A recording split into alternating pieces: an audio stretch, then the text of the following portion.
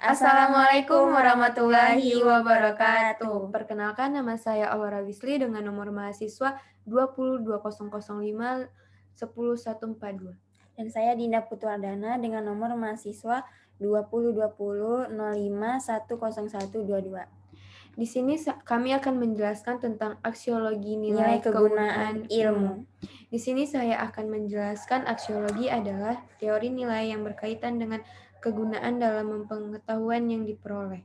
Dengan aksiologi, kita mempelajari tentang apa gunanya dari ilmu pengetahuan yang didapatkan atau nilai-nilai yang kita peroleh dari sebuah ilmu pengetahuan, seperti misalnya nilai-nilai yang terkandung dalam sebuah lukisan. Aksiologi juga merupakan cabang dari kajian filsafat yang berhubungan dengan etika dan estetika. Menurut Surya Sumantri, aksiologi adalah teori nilai yang berkaitan dengan kegunaan dari pengetahuan yang diperoleh. Menurut Salam, aksiologi berasal dari kata aksios, artinya nilai, dan logos, arti teori atau ilmu. Jadi, aksiologi adalah teori tentang nilai sehingga dapat dikatakan aksiologi merupakan cabang filsafat yang memiliki teori nilai untuk mengetahui apa gunanya ilmu tersebut dan bagaimana manusia menggunakan ilmunya. Nilai kegunaan ilmu ditujukan untuk mengetahui kegunaan filsafat ilmu, misalnya atau untuk apa filsafat ilmu itu digunakan. Maka kita dapat memulainya dengan melihat filsafat sebagai 3 hal, yaitu yang pertama, filsafat sebagai kumpulan teori. Maksud dari ini adalah teori digunakan untuk memahami dan mereaksi dunia pemikiran. Filsafat dalam posisi yang kedua ini, semua teori ajarannya diterima kebenarannya dan dilaksanakan dalam kehidupan. Filsafat ilmu sebagai pandangan hidup, gunanya ialah untuk petunjuk dalam menjalani kehidupan.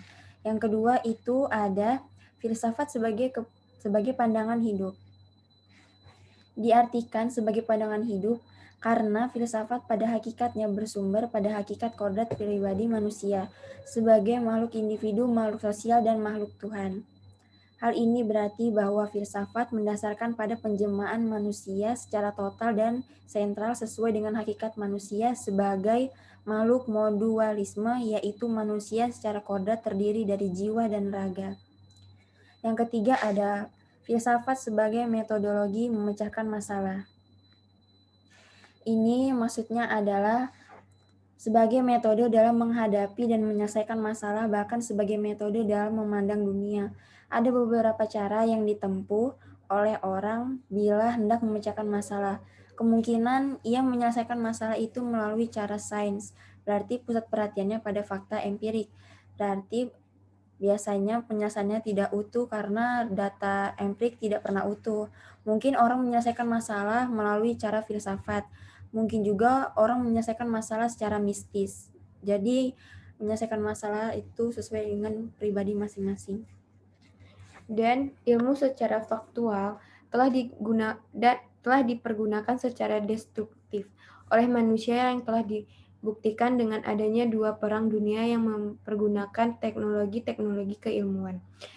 Ilmu telah diperkembang pesat dan makin eksektoris, sehingga ilmuwan telah mengetahui apa yang mungkin terjadi apabila adanya penyalahgunaan. Ilmu dapat mengubah manusia dan kemanusiaan yang paling hakiki, seperti pada kasus revolusi genetika dan teknik perubahan sosial. Berkenan dengan nilai guna ilmu, tak dapat dibantah oleh bahwa ilmu itu sangat bermanfaat dan berguna bagi seluruh umat manusia. Dengan ilmu seseorang dapat mengubah wajah dunia. Aksiologi ilmu ekonomi berkaitan dengan kegunaan ilmu ekonomi. Di sini nilai pengetahuan akan terlihat bagaimana peranan ilmu ekonomi dalam mengatasi permasalahan yang berkaitan dengan aspek aksiologis ilmu ekonomi. Banyak permasalahan yang berkaitan dengan aspek aksiologis dalam perkembangannya, yaitu dia juga memerlukan tanggung jawab para ahli ekonomi, khususnya di Indonesia. Seperti yang pertama, masalah pengangguran akibat peralihan teknologi. Terus yang kedua ada masalah tanggung jawab sosial perusahaan. Yang ketiga, masalah peningkatan mutu kehidupan. Yang keempat, masalah peningkatan taraf hidup. Yang kelima ada masalah pelestarian lingkungan hidup. Yang keenam ada masalah perkembangan teknologi.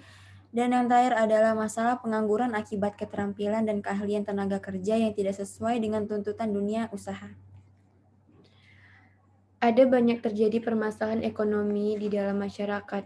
Untuk itulah pemahaman mengenai aksiologis ini diterapkan, terkhusus dalam bidang ilmu ekonomi, agar para ilmuwan dan ahli ekonomi tidak hanya semata-mata mengetahui ilmu dan mempelajari saja, tetapi juga menggunakan dalam kehidupan nyata. Terlebih dalam menjawab berbagai permasalahan ekonomi di atas, hendaknya ilmu ilmu dipergunakan dengan memperhatikan unsur dari ilmu-ilmu lainnya, seperti sosial dan lingkungan hidup, karena segala sesuatu saling berkaitan.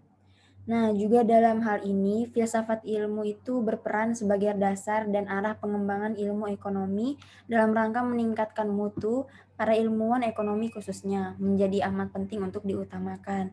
Dan dasar aksiologi membimbing dalam membahas tentang manfaat dari ilmu pengetahuan ekonomi yang didapatkannya. Sedangkan ilmuwan bidang ekonomi harus mampu menilai antara yang baik dan yang buruk. Sehingga ilmuwan harus memiliki moral yang kuat agar kemajuan ilmu yang dihasilkan tidak menjadi momok yang mengancam kehidupan manusia itu sendiri. Sekian dari kami. Jadi, terima kasih teman-teman. Thank you guys. Ya. Jangan lupa nonton, like.